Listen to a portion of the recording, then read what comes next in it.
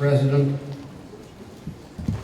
Madam Ministers, ladies and gentlemen, my colleague, dear friends. It is a great honor and privilege for me to address you here today, and I would like to thank President Mario Ohomen for this privilege. Dear friends, there is an atmosphere of mutual trust between Slovenia and Germany. We know each other well. We share the same values, a very similar business culture, and the development of a similar model of a social market economy. Slovenia and Germany listen to each other, look for common grounds, and have very similar views on the future of the common Europe. Slovenia and Germany have a common future. Germany supported the independence of our country without any hesitations, for which we will have always be grateful. The sympathetic attitude of the German business community also played an important role in this. Good economic cooperation between two countries already existed before, providing the opportunity for us to get to know each other and build mutual trust. Ladies and gentlemen, Germany is Slovenia's major trading partner. Slovenia's trade with Germany accounts for 20% of its total foreign trade. Last year, the volume of trade between the two countries exceeded 10 billion euros. It increased by nearly 12% in the past year alone. Germany is the third largest investor in Slovenia's economy. There are 750 companies with German capital in Slovenia, accounting for 10% of total foreign investments. The number of German tourists is increasing from year to year. It rose by 9% 2 years ago, and by as much as 30% in the first half of this part of the year. At the beginning of this year, I attended the signing of the partnership agreement between the Slovenian and German associations of medium-sized businesses. This opened a new chapter in the cooperation between businesses, which represent an important pillar of both economies. I am pleased that this agreement opens up possibilities for cooperation in third markets through consortia. Ladies and gentlemen, as it has been said, I have been involved in Slovenian politics since the country's first democratic elections.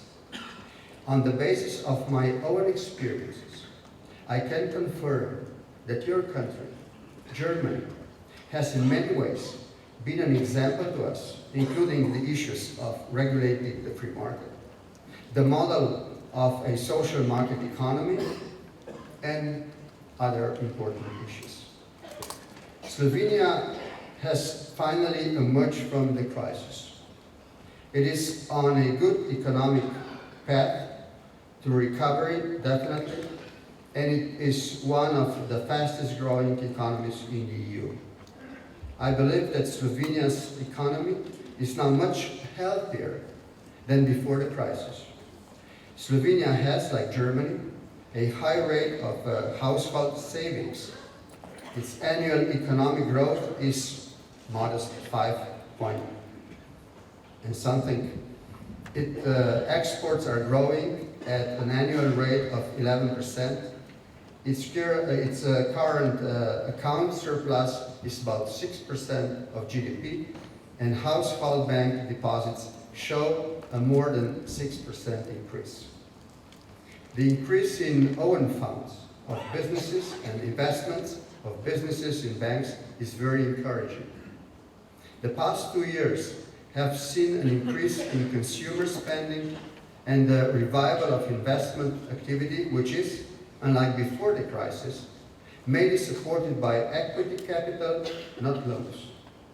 The volume of foreign investment already exceeded 1/3 of GDP.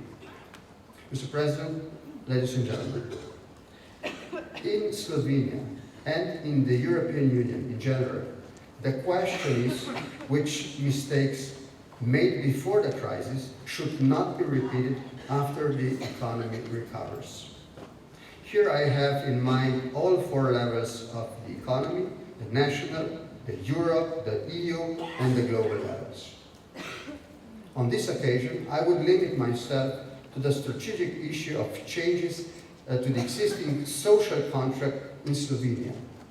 Personally, I'm in favor of a huge change, which would provide Slovenia's economy and labor market with a sufficient degree of security, greater flexibility, and higher competitiveness in the context of European and global economies. In other words, a situation which would ensure higher wages, lower taxes, and greater flexibility of the labor market. It is with great interest that I am watching what steps will be taken in this respect by the new German government. Slovenia and Germany share a common view that a more integrated European Union could play a more important role in the global economy and politics. Slovenia has great expectations for the new plans of the governments in Berlin and Paris for future development in this area. My country wishes to become directly involved in the drafting of these plans. I believe that Europe is rightly concerned about the protectionist measures announced by the American administration.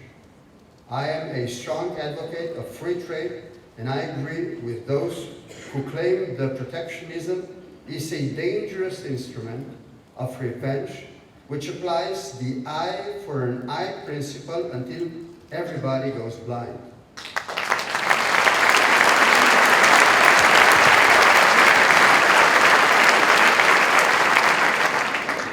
Let me conclude by saying that a lot of work lies ahead of us.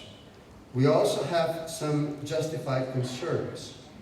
But I think that there is nothing to fear as long as we remain together and can respond more strongly to these challenges. After all, it is the safe future of our children that is at stake. President Pahor, thank you for your attention.